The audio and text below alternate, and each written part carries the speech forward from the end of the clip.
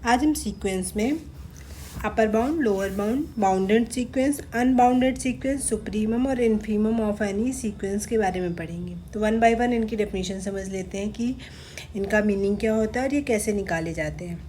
तो सबसे पहले देखिए अपर बाउंड क्या होता है। ठीक है, तो नाम से ही पता चल रहा है अपर बाउंड। बाउंड का मतलब होता है बांध के रखना। ठीक है, तो अपर का मतलब हुआ जिसने ऊपर की तरफ से बांधा हुआ है। ठीक है, तो अगर पहले डेफिनेशन में हम बाद में जाएंगे, पहले हम ये देख लेते हैं कि इससे हम क्या पता चलता है। हम एक एग्जाम्पल के थ्रू बात कर लेते हैं।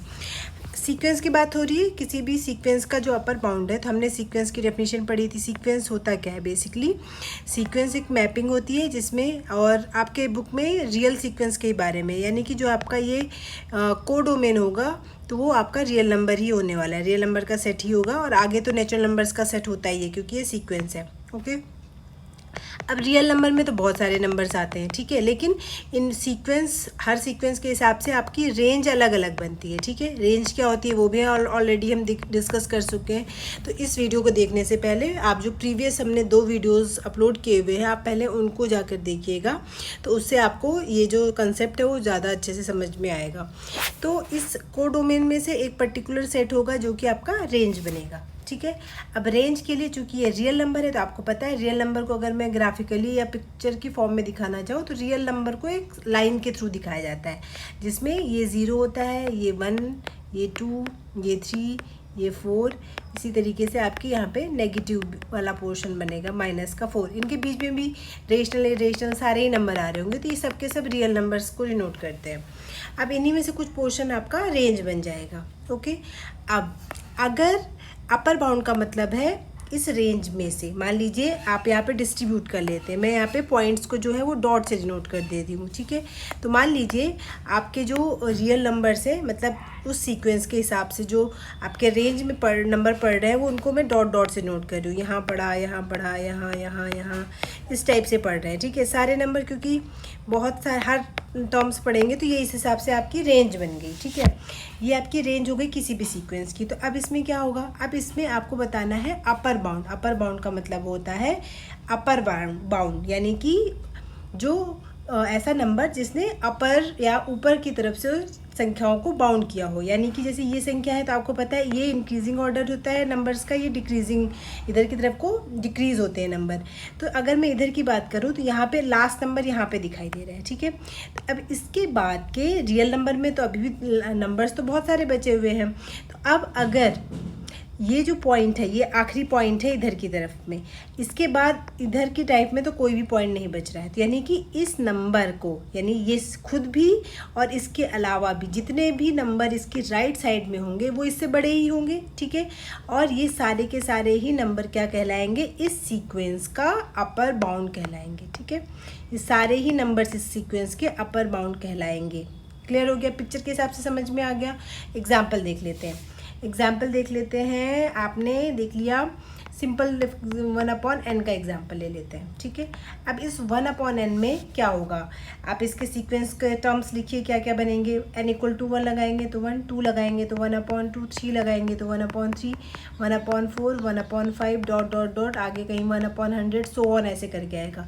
बहुत ज़्यादा आगे जाते हैं तो मान लीजिए 1/, में यहाँ पे 1 मिलियन, 10 मिलियन, ऐसे करके बनेंगे। तो आपको पता है ये नंबर धीरे धीरे किसकी तरफ को जा रहा है? 0 की तरफ बन रहा है। और लास्ट में n जो होता है वो नेचुरल नंबर है, वो किसकी तरफ, कहाँ तक जाता है? इन्फिनिटी की तरफ जाता है। तो अगर लास्ट में कहीं पे मान लीजिए 1/∞ ही लास्ट बनेगा, जो कि एग्जिस्ट नहीं करता है। 1/∞ जो बनेगा उसकी वैल्यू कितनी होती है? 0 होती है। यानी ये नंबर किसकी तरफ जा रहे हैं? धीरे धीरे 0 की तरफ जा रहे हैं। अब देखिए, अगर मैं रियल लाइन में दिखाऊं, शो करूं, तो ये 0 हो गया, ये आपका 1 हो गया। ठीक है, ये रियल लाइन हो गई आपकी पूरी की पूरी। अलग से डायग्राम बना लेते हैं तो उससे आपको बेटर आइडिया लगेगा। आपने एक रियल लाइन बनाई, इसमें यहाँ पे 0 आया, यहाँ पे 1 आया, आगे 2 आएगा, यहाँ पे -1, यहाँ पे -2। अब आपने जो सीक्वेंस ली थी 1/n वाली, इसके जो नंबर्स थे वो बन रहे थे आपके, पहला तो 1 बना था। ठीक है, तो हमने इसको डॉट से डिनोट कर दिया। नेक्स्ट आपका बना था 1/2, फिर आपका बना था 1/3, फिर 1/4, फिर 1/5, फिर आपको पता है छोटा छोटा होते हुए ऐसे ऐसे नेगेटिव तो बनेगा नहीं क्योंकि n तो पॉजिटिव नंबर होता है, तो dot dot dot dot dot dot बस ये सब इधर ही बनेंगे सारे के सारे, ठीक है। तो अब आपका ये जो है 0 से इधर आप आओगे नहीं, 1 के इधर आप जाओगे नहीं, ठीक है, क्योंकि इन्हीं के बीच में आपकी सीक्वेंस घूमने वाली है। तो अब बताइए इसका अपर बाउंड क्या होगा। अपर बाउंड का मतलब हुआ कि मैक्सिमम आप कहाँ तक जा सकते हो, ठीक है। तो देखिए यहाँ पे मैक्सिमम सबसे बड़ा नंबर क्या है इस रेंज में, 1 और 1 के ऊपर के जितने भी नंबर हैं, 1 हो गया, 3/2 हो गया, 1.5, 1.1, 1.2, 2, 3, 4, 5 इनफाइनाइट तक, 1 से लेके इधर के जितने भी नंबर हैं सब इसको ऊपर से लिमिट दे रहे हैं कि इसके ऊपर वैल्यू नहीं जा रही इस सीक्वेंस की। तो ये सारे के सारे ही क्या हो गए, अपर बाउंड हो गए। तो डेफिनेशन में देखिए कैसे हो गया, an upper bound of an sequence is value m, एक वैल्यू होती है अपर बाउंड, और इस तरह से होती है कि सीक्वेंस के सारे term, every term an in the sequence किससे छोटे होंगे, हमेशा m से नीचे ही रहेंगे, तभी हम कहेंगे m is an upper bound. If sequence का हर नंबर m से अगर छोटा है तो वो अपर बाउंड हो गया। जैसे कि इस सीक्वेंस में क्या 2 अपर बाउंड है, हाँ बिल्कुल है, क्योंकि इसके सारे ही नंबर 2 से छोटे हैं। 3 भी अपर बाउंड है, 4 भी अपर बाउंड है। लेकिन अगर मैं बात करूँ क्या 1/2 अपर बाउंड है, क्या 1/2 से सारे ही नंबर छोटे हैं, नहीं, 1/2 से बड़ा भी एक नंबर इस सीक्वेंस में आ रहा है 1, तो 1/2 इसका अपर बाउंड नहीं है। तो आई होप आपको अपर बाउंड क्लियर हो गया होगा कि अपर बाउंड का मतलब, मान लीजिए इस रेंज में आपके सारे नंबर आ रहे हैं, तो ये सारे नंबर जिस भी नंबर से छोटे होंगे, जितने भी नंबर से छोटे होंगे वो सारे ही उसके अपर बाउंड होंगे। सिमिलरली लोअर बाउंड भी, जिसने नीचे की तरफ से लिमिट दी हुई है, यानी कि ऐसे आपका अगर सीक्वेंस जो भी आपने सीक्वेंस ली है उसके अकॉर्डिंग आपके नंबर कहीं पे भी डिस्ट्रीब्यूट हो सकते हैं रियल लाइन में, ठीक है।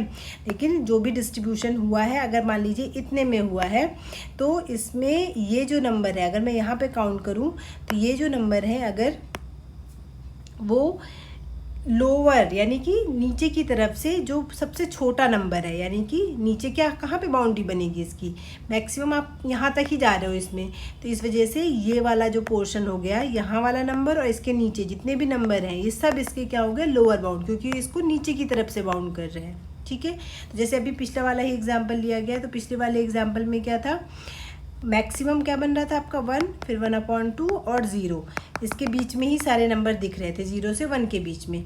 तो 0 से छोटे जितने भी नंबर हैं सब के सब क्या हो गए, इसके लोअर बाउंड, जिसने क्या कर रखा है, रिस्ट्रिक्ट कर रखा है इस सीक्वेंस को कि इसके नीचे नहीं आ सकती है। ये बाउंड टाइप का, यहाँ पे बाउंड्री मिलती है इन नंबर से। तो बाउंड्री सारी की सारी सब बाउंड्री ही हैं, लोअर बाउंड्स हैं, जैसे कि 0 खुद हो गया, फिर उसके बाद -1, -1/2, -1.1, जो भी चीज़ें कहिए जो 0 से इधर पड़ेंगी या इस सर्कल से इधर पड़ेंगी, उस सब इसकी लोअर बाउंड हो गई। तो लोअर बाउंड क्या हो गया, एक ऐसा नंबर जिससे सीक्वेंस के सारे नंबर क्या होंगे, उससे बड़े होंगे, क्योंकि इधर के नंबर, राइट साइड के नंबर हमेशा लेफ्ट साइड के नंबर से बड़े होते हैं। तो लोअर बाउंड के नंबर जो भी होंगे वो सीक्वेंस के नंबर से सब छोटे होने चाहिए। तो यानी कि सीक्वेंस के सारे नंबर इससे जो भी लोअर बाउंड होगा उससे बड़े होंगे, for every n belongs to n, तो इसे हम कहते हैं लोअर बाउंड। वही चीज़ हमने यहाँ पे डेफिनेशन में भी मेंशन की हुई है।